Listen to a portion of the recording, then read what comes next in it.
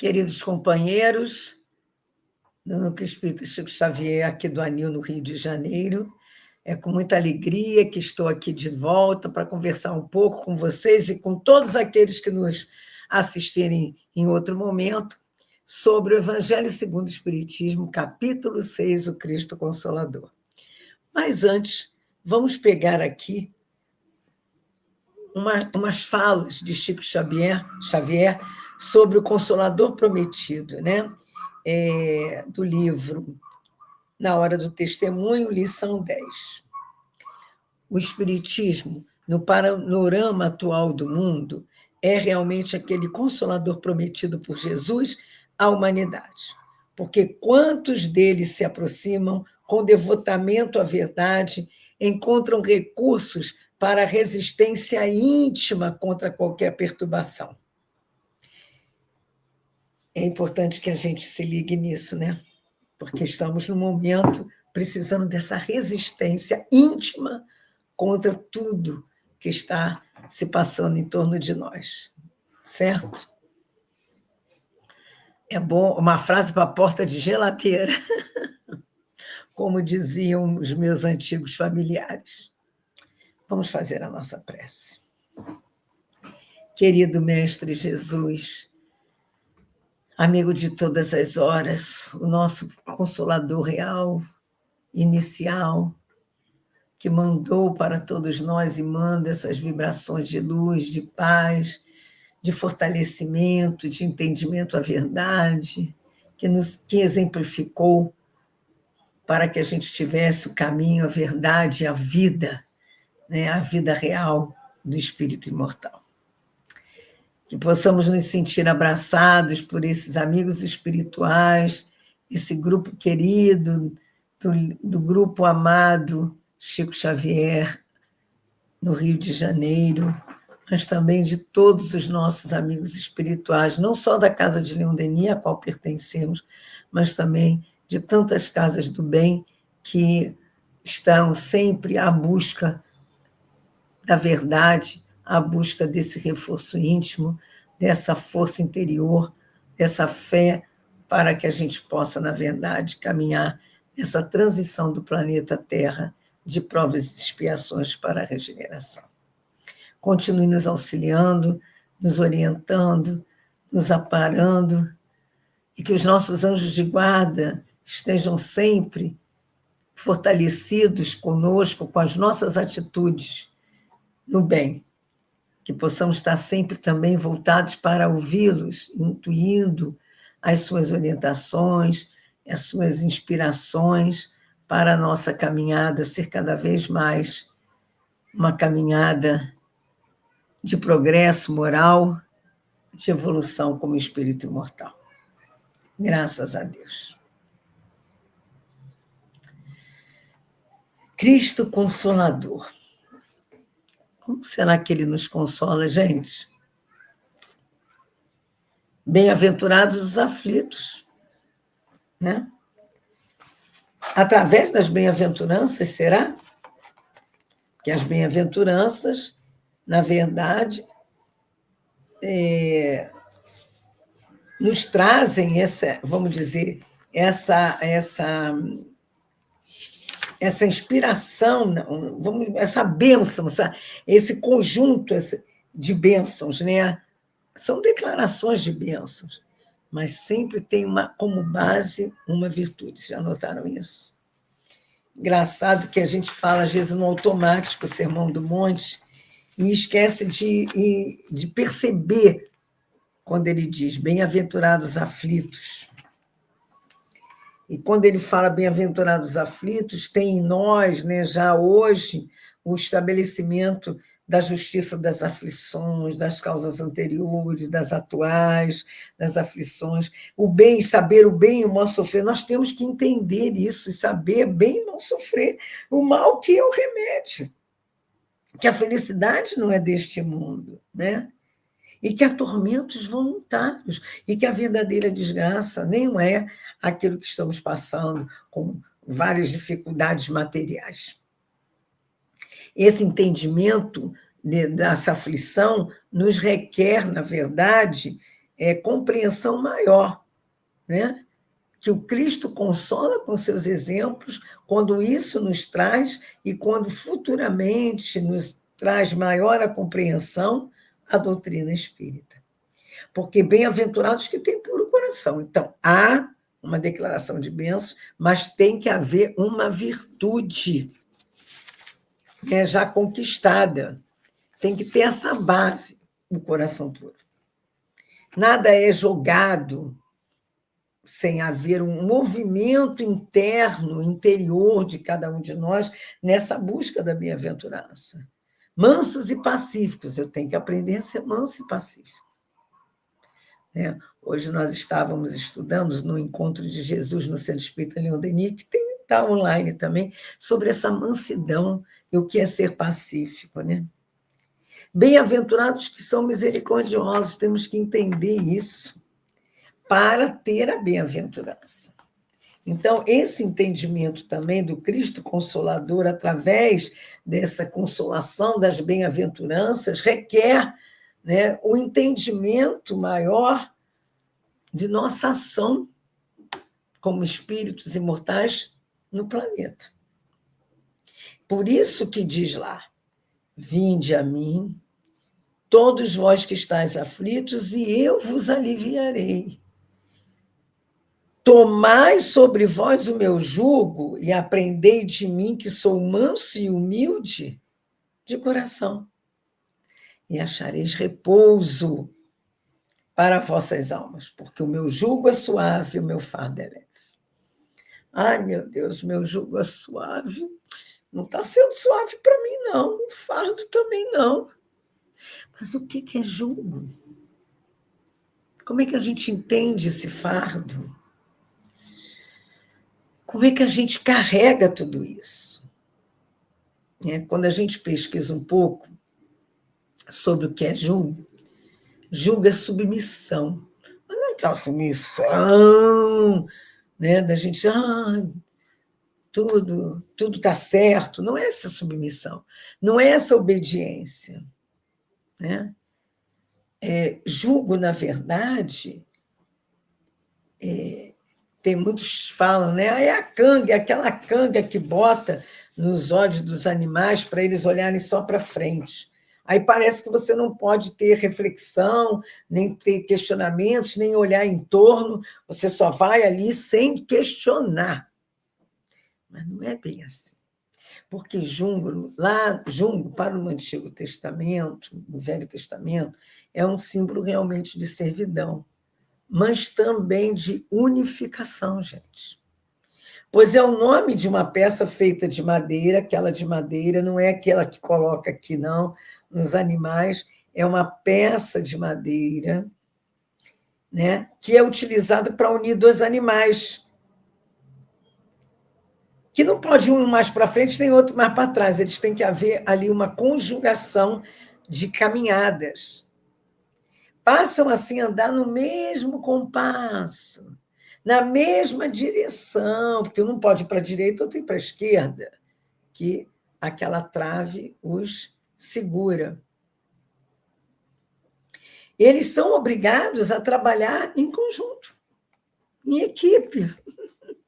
Isso é interessante, né?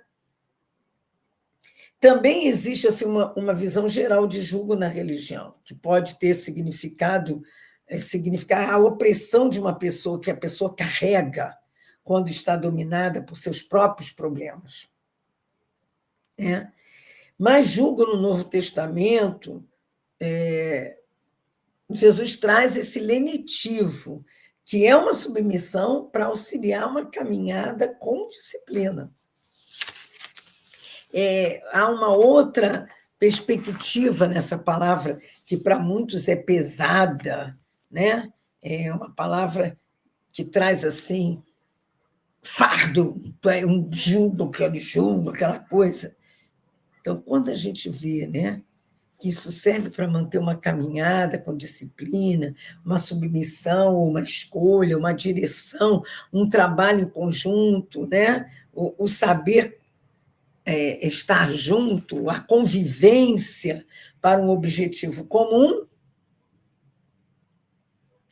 nós vamos entendendo como lá os hindus entendiam, né, essa questão do jugo, que vinha da raiz yang, que quer dizer meditação, tomada de decisão, né, mas com reflexões, e não uma coisa por ser por ser.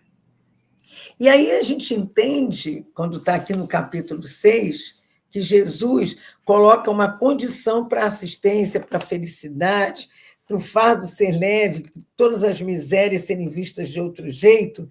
Essa questão de autoridade de Jesus é uma autoridade, mas é uma autoridade que consola. Porque consolador é aquele que está junto de alguém que sofre. Diminui-lhe a aflição, não tira a aflição, diminui.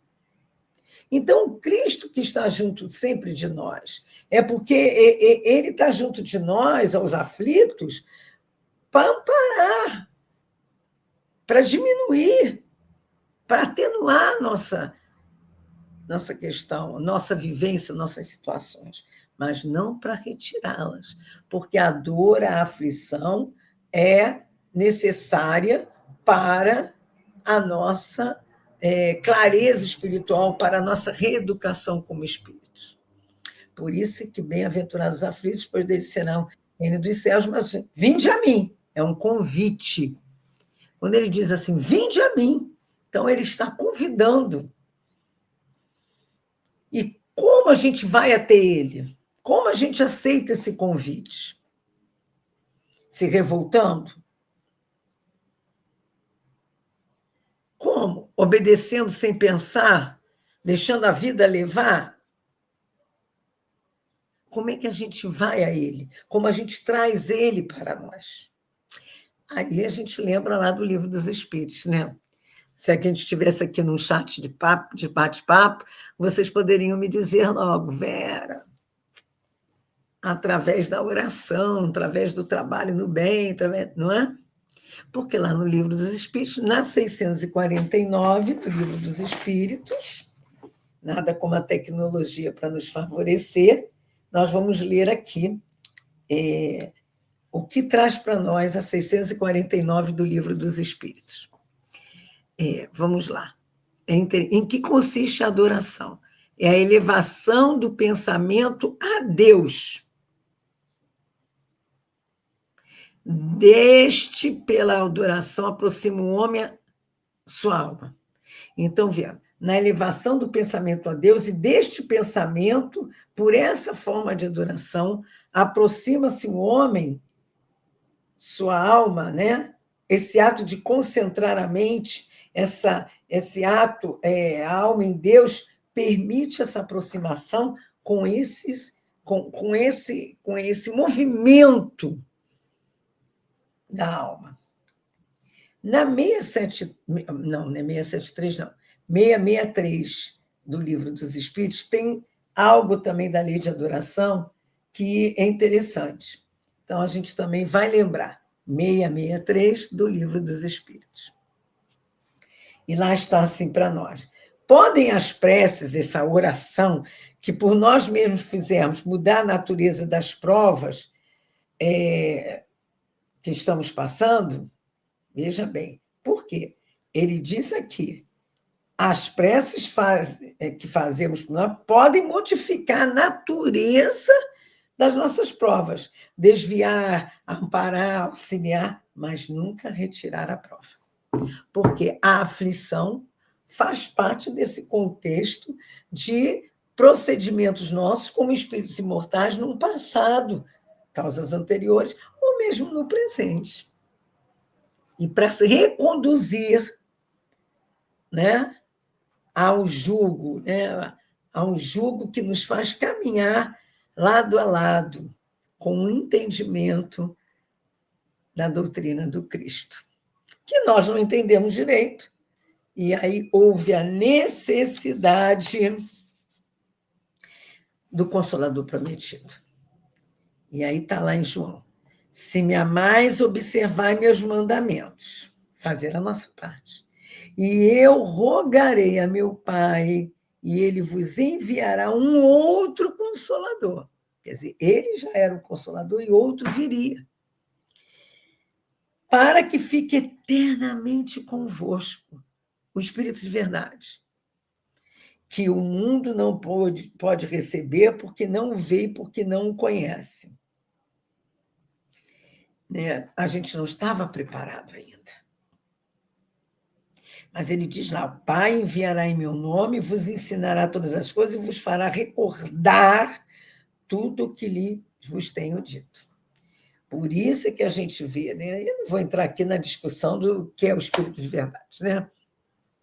O Espírito de verdade é Jesus. O Espírito de verdade é uma pleiade de espíritos superiores. É um espírito superior. O Espírito de verdade é o Consolador prometido, e em muitos momentos no Evangelho, as assinaturas das mensagens que vieram trazem palavras e formas textuais que Jesus também falava. O importante é que, não que ele assinou só os prolegômenos lá do Livro dos Espíritos com outros espíritos, porque quando fala que tem que caminhar junto dos mandamentos, caminhar junto com as ideias de Deus, Jesus falou, o Espiritismo traz, e esse é o verdadeiro jugo que nos carrega naquela direção. O importante que são espíritos que nos trazem, como disse Chico Xavier naquilo que eu li para vocês no início, que nos trazem essa força para continuar. No Evangelho, capítulo 6 de hoje, já no item 3, é interessante quando há um comentário de Kardec sobre essa fala que está escrita em João, que a gente acabou de falar, de ler. Jesus promete um outro Consolador. É o Espírito de verdade, que o mundo não conhece ainda, porque não está em condições de compreendê-lo. E que o Pai enviará para ensinar todas as coisas, para fazer lembrar o que o Cristo falou.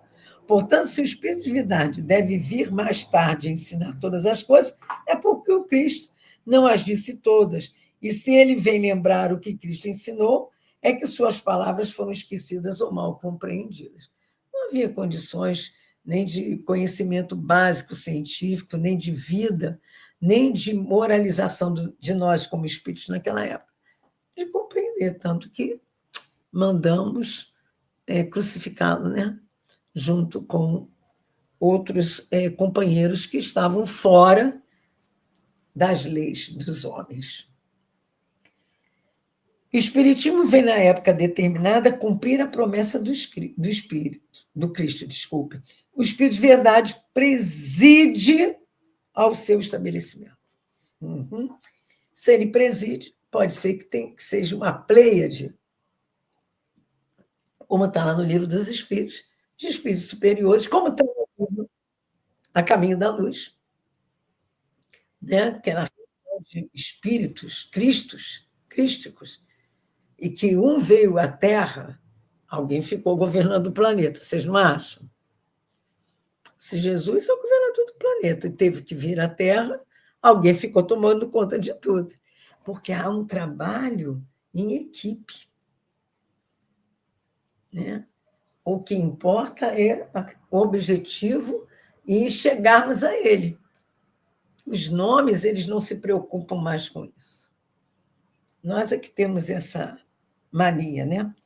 Aí vem mais aqui, o Espiritismo vem na época determinada, cumprir a promessa do Cristo. O Espírito de verdade preside o seu estabelecimento. Ele relembra aos homens a observação da lei, ele ensina todas as coisas, fazendo compreender o que o Cristo só nos transmitiu por meio de parábolas. O Cristo disse que ouçam os que têm ouvidos para ouvir. E o Espiritismo vem abrir os olhos e os ouvidos, pois fala de forma clara, sem alegorias. Ele retira o véu que foi deixado propositadamente, hein, gente, sobre certos mistérios. Vem trazer a consolação aos que sofrem, a todos nós, se entendermos bem a tarefa da doutrina espírita. Se tivéssemos aqui num bate-papo, Eu ia perguntar, qual é a tarefa da doutrina espírita, meus amigos? Vou deixar um tempinho para vocês pensarem. Tchau, tchau, tchau, tchau, tchau. É de consolar. Lembrando os ensinamentos de Jesus, esclarecendo melhor as falas de Jesus, os mandamentos, esclarecendo melhor as situações, né? Entendendo melhor, como está aqui no Evangelho, a estranha moral, entendendo melhor aquela passagem, como hoje nós estudamos, né? No encontro de Jesus, no Leão Denis, sobre aquela passagem dos vendilhões do templo, né? Entendendo melhor isso, entendendo melhor, como ele disse, que sábado, por que não curar aos sábados? Ele não estava indo contra a lei de Deus, estava indo demonstrando que não há lógica na lei criada, né, para segurar todo o movimento social desenfreado daquela época, que foi necessária para aquela época. Agora, como a doutrina traz essas questões para nós, está aqui também, nas instruções dos Espíritos, desse capítulo 6. A vinda do Espírito de Verdade, no item 5, quando diz que o Espiritismo, como a minha palavra em tempos passados, aí o pessoal, viu, é Jesus, é Jesus. Deve lembrar aos incrédulos que acima deles reina a verdade imutável. O Deus bom, o Deus grandioso que faz a planta germinar e as ondas se levantarem. Às vezes as pessoas têm assim, dúvidas com relação ao Espírito da Verdade e a doutrina espírita. É só ir lá na Obras Póstumas, uma dissertação, acho que a primeira revelação a Kardec, do guia espiritual e tal, que ele diz que é o Espírito de Verdade. Está tudo entrelaçado, gente, para nos fazer compreender melhor aquilo que a gente não compreendeu no passado. Às vezes eu fico pensando, será que ainda vai ter que vir mais falas do que a doutrina espírita para nós entendermos as orientações de Deus? Tem gente que acha que ainda vem outro, né? Eu fico pensando, meu Deus, vieram tantos médiuns como Chico, como Divaldo, como tantos outros, até em outras religiões. Meu Pai do céu! Como ele manda mensagens através de André Luiz, de Emmanuel. Como é que manda mensagens através de Dona Ivone, por exemplo? Hermínio de Miranda, tantos outros companheiros que tiveram orientações sobre doutrina e cada vez mais ampliando a ideia, né, trazida por Jesus e consolidada com a doutrina espírita através dessas mensagens, dessas comunicações. Agora é aquilo que está aqui, né? Que ouça os que têm ouvido para ouvir. Ouvir não é só escutar, não. É igual ler. Eu já li o Pentateuco todo, já conheço. Ler não é estudar. Não é. E estudar não é aplicar. Até que a gente aplique, tem que haver uma mudança interior total. Não é verdade? Então, quando a gente vê aqui, né, ele falar para nós aqui, né, o Espiritismo deve lembrar aos incrédulos que acima deles reina a verdade imutável, que é o Deus bom, misericordioso. E vinde a mim, a todos vós que sofreis. Nós temos que estar ligados na mensagem do Pai. Que o Pai não quer aniquilar a raça humana, ele quer que a gente, ajudando uns aos outros, a gente consiga, na verdade, ouvir, entender e praticar a voz dos profetas, dos missionários, dos mensageiros, enfim, a voz de Deus. E ele diz lá, homens fracos, é o Espírito de Verdade que diz isso, está no item 5 do Evangelho, no capítulo 6. Homens fracos, que percebeis as trevas de vossa inteligência. Não afasteis a tocha que a clemência divina coloca entre vossas mãos, para aclarar vosso caminho e vos reconduzir, filhos perdidos, ao regaço de vosso Pai. Quer dizer, às vezes a gente fica tanto questionando, a gente troca, a gente inverte, a gente critica a doutrina pelos seus seguidores, ou avalia a doutrina pelos seus seguidores. Avalia o comportamento dos atuais mensageiros, como avaliava dos profetas, como avaliava dos discípulos. Como Pedro fez aquilo, negou Jesus? Como Judas o traiu? Como Tomé não acreditou? E a gente? Quantas vezes a gente nega? Quantas vezes a gente não acredita, Deus me abandonou? Será que isso tudo é verdade mesmo? Não é possível. Ou então escuta uma comunicação de, né? Não é possível. Aquele médium receber aquela mensagem, quer dizer, não estudou nada do livro dos médiuns. Não entendeu o que o Jesus disse lá, quando os seus discípulos não conseguiram, né, expulsar, entre aspas, o que chamavam na época de demônios do menino. Cadê a fé? E aí, como ele diz aqui, ó, espíritas, amai-vos, eis o primeiro ensinamento, e instruí-vos, eis o segundo. Porque se eu só tiver instrução, né, vou ser um poço de entendimentos doutrinários. No capítulo tal, versículo tal, no Novo Antigo, no Testamento, palavra tal. Mas e a minha relação com o outro, a minha relação com os meus mesmos vícios e paixões, meu trabalho íntimo, como é que está? Por isso que ele fala, amai-vos primeiro. Ele frisa isso para todos nós. E isso também ele frisa no Evangelho, no capítulo 11, quando ele fala para todos nós sobre a lei de amor. Eu vou ler um pouquinho aqui. A lei de amor, capítulo 11, item 8. Instruções dos Espíritos, né? O amor resume inteiramente a doutrina de Jesus, porque é o sentimento por excelência. Os sentimentos são uns instintos elevados à altura do progresso alcançado.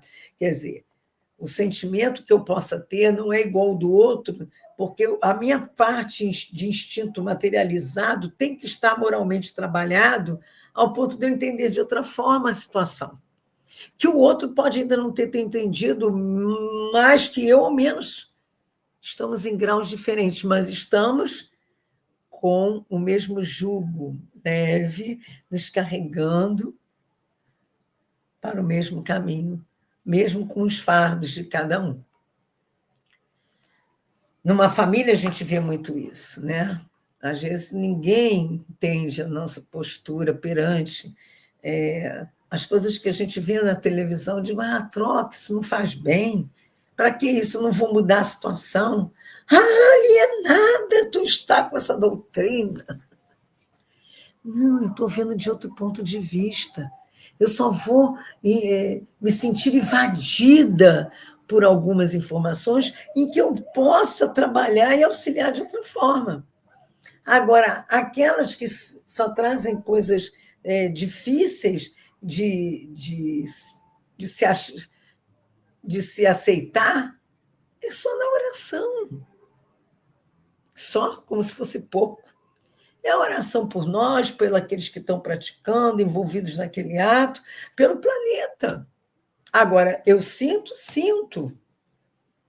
Eu não estou alienada, mas eu tenho um outro ponto de vista perante a vivência no planeta Terra. Tem hora que dá uma certa indignação, revolta, quando é conosco, com os nossos familiares, mas também olhar os nossos entes queridos em torno, ou aqueles que a gente tem mais dificuldade, com outro ponto de vista, é isso aqui, ó. É o instinto sendo observado para uma mudança na visão do sentimento. Eu acho linda essa frase aqui, né? O ponto, não. Na sua origem, o homem só tem instintos. Mais avançado, né? E corrompido, quer dizer, corrompido é envolvido pelas ações materiais, né? Mais assim, envolvido por algumas situações, só tem sensações. Mais instruído, por isso que ele diz, amai-vos e instruí-vos. E purificado, quer dizer, mudado no seu jeito de ver as coisas, tem sentimentos. E o ponto mais alto do sentimento é o amor. Agora, é aquele amor, né, gente? Não é o amor que a gente vê amor entre o homem e a mulher, que é uma paixão. É o amor de sentimento por dentro, de querer bem para o outro, de, às vezes, se renunciar, não se conformar, se confortar diante das decisões do outro, que é muito difícil, né? Mas o Cristo consola. Se a gente tem esse entendimento, e se a gente trabalha o amor em nós dessa forma, com esse ponto de vista de espírito imortal, não estamos reunidos por acaso, há um planejamento reencarnatório, há uma lei de causa e efeito, mas há também a proteção divina constante para todos nós. Isso é importante que a gente grave, como está aqui no item 6 do Evangelho, do capítulo 6. Venho ensinar e consolar os pobres deserdados. Venho dizer-lhes que elevem sua resignação ao nível de suas provas. Resignação. Não, resignação é obediência e resignação. Obediência pela instrução, pelo raciocínio diante da situação. Eu vou mudar? Não. Eu posso fazer alguma coisa? O que eu posso fazer? Isso é obediência. É quando a gente raciocina. Resignação é quando a gente trabalha o sentimento. Adianta eu ficar com taquicardia, adianta eu gritar, esbavejar, adianta eu não dormir, adianta eu ter raiva, adianta eu ter... E o que eu posso mudar? Nesse primeiro instinto que vem de egoísmo, vaidade, de orgulho, de tudo, para modificar aquela situação com obediência às leis divinas. O que eu posso fazer? Aí diz ele, que chorem, visto que a dor foi consagrada no Jardim das Oliveiras, mas que esperem, pois os anjos consoladores também virão enxugar suas lágrimas. Temos o espírito protetor, espírito guia, espírito da tarefa que a gente trabalha, espírito familiar, temos essa proteção. Mas, né, como está lá, né? Vinde a mim. Temos que fazer o movimento da oração, da mudança, do entendimento, da reflexão sobre o... No início da situação não dá, né? A gente entra em desespero. Eu, pelo menos, entro. Mas daqui a pouco começa a rezar, decorar, daqui a pouco eu começo a me concentrar, me aliviar, a me direcionar, abro a página, já começo a pensar sobre o que está... sobre o que eu estou lendo, aí começam a vir as ideias, aí começo a sentir o apoio, aí a doutrina vai vindo à cabeça, vai vindo a obediência pelo conhecimento, pela instrução, porque instrução não é só adquirir conhecimento, não.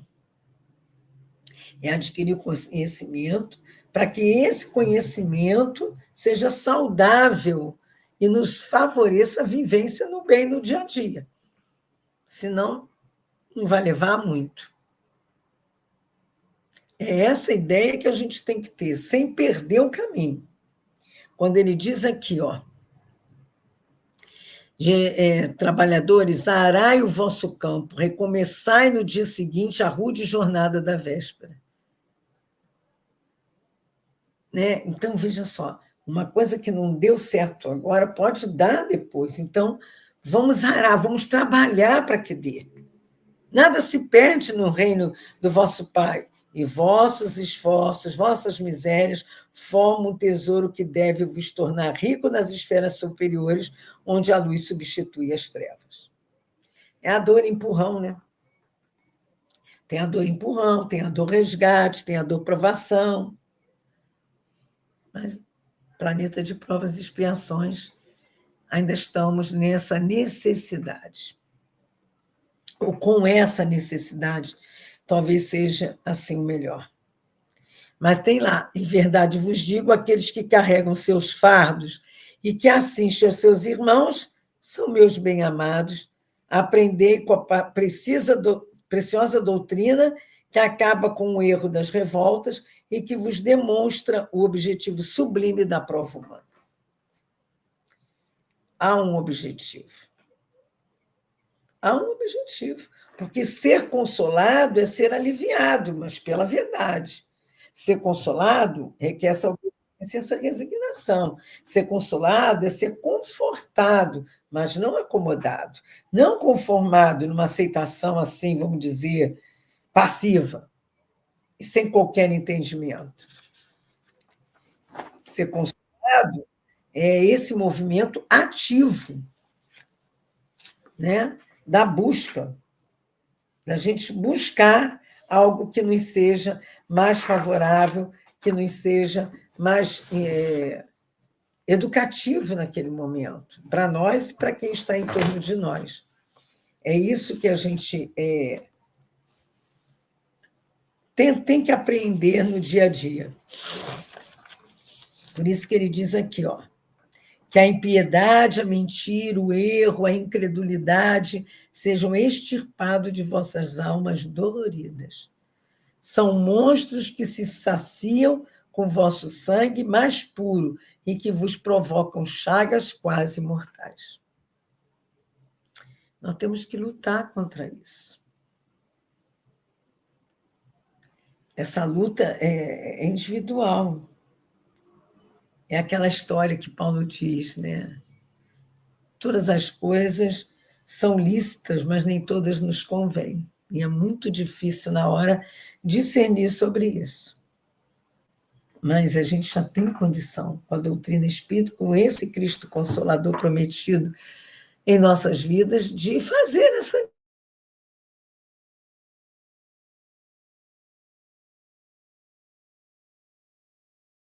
Vindo humildes e submissos ao Criador.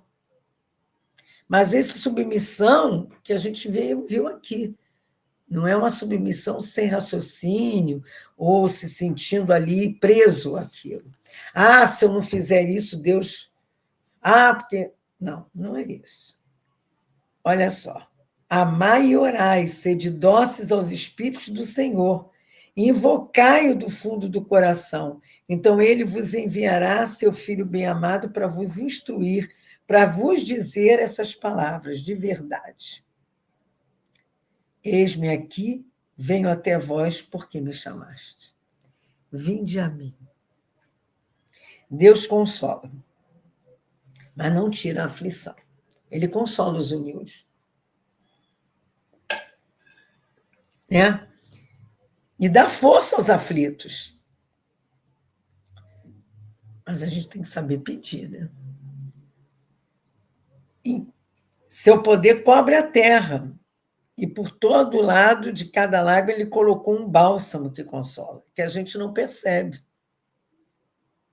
O devotamento, a dedicação, a abnegação, quer dizer, a abnegação, o desprendimento, né, o altruísmo, são uma prece contínua e encerram o ensinamento profundo. Não é ficar o dia todo orando, nem usar roupas diferenciadas. Não, a gente não tem nada contra isso. Mas ele não pediu nem isso. Ele pediu isso aqui, ó. Devotamento, dedicação, a sua tarefa de família, a sua tarefa como um ser social, a sua tarefa como um espírito imortal. E altruísmo. Amai a vossos inimigos. Se coloca no lugar do outro, né? Para que a gente tenha uma visão real do mundo. Já no 8, que todos os espíritos sofredores possam compreender essa verdade em vez de se revoltarem contra as dores e os sofrimentos morais que são o seu quinhão aqui na Terra. Né? Usai como divisa essas palavras, devotamento e abnegação. O sentimento do dever cumprido vos proporciona a tranquilidade do espírito e a resignação. Peraí, me perdi. Peraí, desculpem. Vos proporciona a tranquilidade de espírito e a resignação. O coração trabalha melhor, a alma se acalma, está lá no Evangelho, e o corpo não sofre mais desfalecimentos, visto que quanto mais o espírito é profundamente atingido, mais o corpo sofre. Isso é outra coisa também que a gente tem que entender. Muitas das nossas, as nossas doenças têm a ver com tudo isso, gente. Porque a gente acaba se permitindo a essa situação. A gente acaba se permitindo a esse tipo de sofrimento, a partir do momento em que a gente se deixa levar por todas as coisas negativas que possam estar ao nosso derredor. Então, quando a gente leu aqui, né, que o Espiritismo, no panorama atual do mundo, é realmente aquele consolador prometido por Jesus à humanidade, não é para que a gente fique, que Jesus prometeu que enviaria o Consolador para ensinar todas as coisas, lembrar isso, e que a gente fique assim, o Consolador ainda vai chegar, ele já veio. É o papel do Espiritismo. E o nosso papel e o propósito do Consolador, né, é amplo significado. Né? Ele inclui também nos fortalecer e nos instruir para a caminhada individual. A gente não pode se negar a essa possibilidade, né, que nos foi dada, que é de nos reeducarmos como espírito imortal. Nós vamos deixar com vocês o final exatamente desse Consolador Prometido, lição 10 do livro Na Hora do Testemunho, que nós lemos esse primeiro parágrafo. Né? Olha só. Estamos vivendo uma época muito difícil, um período insado de muitos obstáculos na vida espiritual de todos, porque a renovação está chegando para todos na Terra, à maneira de explosão. Uma explosão de sentimentos, de pensamentos, de palavras, de ações, e sem a explicação do Espiritismo, olhe, teríamos muita dificuldade para harmonizar o nosso mundo íntimo. Por isso, consideramos que o Espiritismo é uma providência da misericórdia do Senhor em nosso benefício, a fim de que cada um de nós esteja no lugar certo, com obrigações certas e desempenhando nossos deveres tão bem quanto nos seja possível. É a isso, queridos amigos, que a gente traz aqui para enfatizar.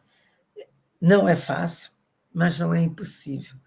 Todos nós podemos, né, estudando a doutrina profundamente, né, avaliando o Pentateuco, é a coisa mais importante. Não vamos ler outros livros? Vamos, mas vamos primeiro cair de cabeça e de coração no Pentateuco. Vamos fazer os cursos da casa, vamos procurar pessoas que se aprofundam, né? E trazem, através de Emmanuel, todo um conhecimento do Evangelho maravilhoso. Vamos nos permitir a leitura diária, e, com isso, vamos nos permitir a reflexão do autoconhecimento, como diz lá no Livro dos Espíritos, na 919, a nossa visão de nós mesmos e das situações. Né? Às vezes, a gente começa a pensar muito no futuro. O idoso tem disso. Ou ele paralisa, eu tiro por mim. Ou eu fico pensando, meu Deus, e se acontecer isso? Como é que vai ser? Será que eles vão saber fazer isso? Está tudo escrito? Eu já deixei não sei o quê, olha não sei o que lá. Depois eu fico, meu Deus, que besteira. Não vamos deixar de viver pensando nesse futuro, que pode demorar muito, como pode ser agora, para a vida verdadeira. Nós estávamos conversando sobre isso no outro dia, algumas pessoas, do isenta, e colegas que, assim, não têm a visão da doutrina, né? E aí eu disse, gente, como é que eu estou pensando diferente? Fiquei pensando assim, caramba, eu tenho um pensamento diferente. Até que uma lá me indagou, e você pensa como? Eu disse, não, eu tenho todas essas preocupações que vocês têm. Só que quando eu começo a me afligir, como vocês estão, eu tenho uma outra forma de sair dessa situação, desse contexto. Eu vou trazendo em mim toda a compreensão da ideia que eu tenho da vida espiritual, das orientações de Deus através de Jesus, que eu tenho que mostrar que a gente... Porque o pessoal não acredita que a gente acredita em Jesus, né? E aí eu vou pensando e aquilo vai me acalmando e vai me mostrando alternativas para continuar, né? Continuar a caminhada. Então, a doutrina é o consolador prometido em nossas vidas. Ela nos dá essa chance. Mas a gente também tem que se permitir isso. E é como ele disse aqui, o coração trabalha melhor, a alma se acalma e o corpo não sofre mais desfalecimentos, visto que quanto mais o espírito é profundamente atingido, mais o corpo sofre. Quando a gente tem esse entendimento, a gente muda a nossa vibração perispiritual, e muda também todo o nosso ser material. Vamos continuar envelhecendo na matéria, mas rejuvenescendo como espíritos, através da visão maior do conhecimento. Certo? Deixando com vocês essa visão final, que a doutrina forma homens convictos, hein? E não crentes cegos. Ouvi isso de alguém que, infelizmente, eu não anotei quem foi, para dar o crédito, mas que é bastante interessante para todos nós. Certo? Vamos fazer a nossa prece. Espero que vocês possam também refletir conosco futuramente sobre essa conversa, ok? Agradecendo o convite, mais uma vez, desse núcleo querido de trabalho. Vamos assim. Senhor Jesus, amigo querido, irmão maior, mais uma vez estamos aqui agradecidos pela oportunidade da tarefa, do estudo, na troca de vibrações, pois tocamos a partir do momento que a gente vibra e ora e sente a presença de tantos amigos espirituais, mas com finalidade, Senhor, realmente de nos sentirmos cada vez mais acolhidos por vós, através das orientações que nos cabem pela doutrina espírita. Que possamos ter força para continuar, fé para resistir e vontade de mudar. Que assim seja, graças a Deus. Graças a Deus. Até a